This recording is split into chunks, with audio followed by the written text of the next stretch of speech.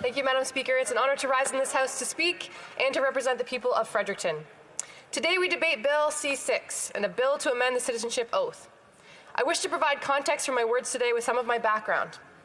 Before being elected in this House, I was a teacher and an advocate for Indigenous youth in our public schools. I worked to remove barriers in the New Brunswick education system for Indigenous children. I worked to educate the broader population on the true history of Canada and the implications for ignoring it. I remember learning about residential schools on my own time and not as part of my formal education. It took 2 years to comb through testimonials, letters, documents, photo evidence. It was a roller coaster of emotions as I confronted my identity as a non-Indigenous person, my role and responsibility in repairing the damage that had been done. Understanding that responsibility led to my passion for teaching, and it led me into this House where I stand before you today. The 94 calls to action that came out of the Truth and Reconciliation Commission of Canada were designed to be a roadmap to reconciliation, covering a variety of aspects of life, including business, education, health, youth, women, justice, and more. Canadians might be asking, where has this road gotten us, and how many calls to action have been completed? In the Prime Minister's words, he made a commitment, in partnership with Indigenous communities, the provinces, territories, and other vital partners, to fully implement the calls to action of Truth and Reconciliation Commission, starting with the implementation of the United Nations Declaration of the Rights of Indigenous Peoples. That was in 2015. CBC's Ian Mosby has been tracking the TRC's progress. He commented, "One thing that the calls to action that have been completed have in common is that they are very simple to complete, or that they are calls for things that were already happening to continue." Dr. Cindy Blackstock, in 2020, "It is time to stop feeding the government's insatiable appetite to be thanked for its inadequate measures and to demand a complete end to the inequality." Particularly poignant are the observations of the Yellowhead Institution on assessing progress. "We have operated from the assumption that completing any particular call to action cannot be solely determined by gestures of process, budgetary promises, or otherwise recognition of concerns on the part of Crown Indigenous relations.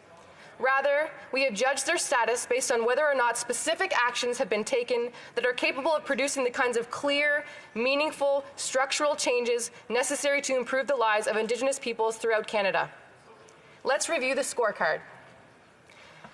Out of the 52 broader reconciliation recommendations, 7 have been completed. Under justice, 1 out of 18.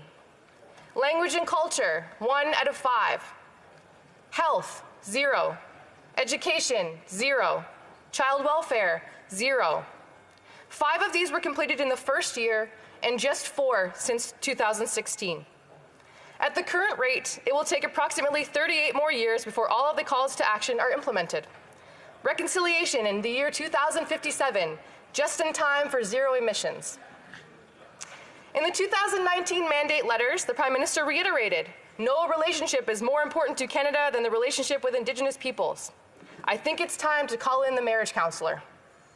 Take, for example, Canada's ongoing legal challenges to the Canadian Human Rights Tribunal's September 2019 ruling.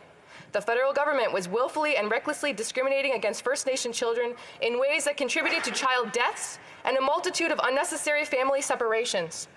For a government so concerned with appearances, this does not look good. Or, with no reminder needed, let us look to the current and ongoing Wet'suwet'en crisis in Canada, testing the Prime Minister and his government's commitment to this mandate of reconciliation, as well as the public interest. This could have been a slam dunk, setting the tone for positive, peaceful relationships for years to come. However, due to what I believe to be a catastrophic mishandling of the situation, we are seeing the effects like explicit overt racism, breeding in online comment sections, and spilling into the streets and schoolyards.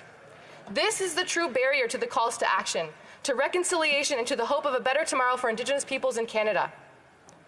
We've heard a lot of rhetoric over the last couple of weeks. We had the opposition leader attempt to educate us on privilege. Mind you, he is a white, affluent man who is standing in front of the grand doors of the House of Commons. He should know privilege well, yet somehow he missed the mark. We've heard a lot of platitudes, punchlines, and patriarchy. We've heard promises made and 3 days later, promises broken, as well as a gross overstating of the role of dialogue. The exhaustive TRC, the previous Royal Commission on Aboriginal Peoples, the Missing and Murdered Indigenous Women and Girls Inquiry, this was the hard work of dialogue. It set a course of action for Canada to take. Dialogue is a conversation among parties, but Canada does not seem to be listening. In closing, I will change my tone. I will, of course, support this effort to fulfill one of the 94 recommendations. But I wish to note the timing of this effort, as well as question the actual impact in today's Canadian political climate. Things have changed. We have failed in the bridge building, in the healing that is required of this work that is embedded in each of the 94 recommendations. Today we address one, the 94th, with 84 incomplete before it. We will potentially move this request to committee stage, and in time, perhaps we will see our newcomers repeat an oath that acknowledges something the majority of settler Canadians have not. Having said all this, this change will, I believe, have a positive impact on the immigration experience in Canada, despite falling flat as a call to action for Indigenous peoples so long after it was originally recorded. Thank you, Madam Speaker.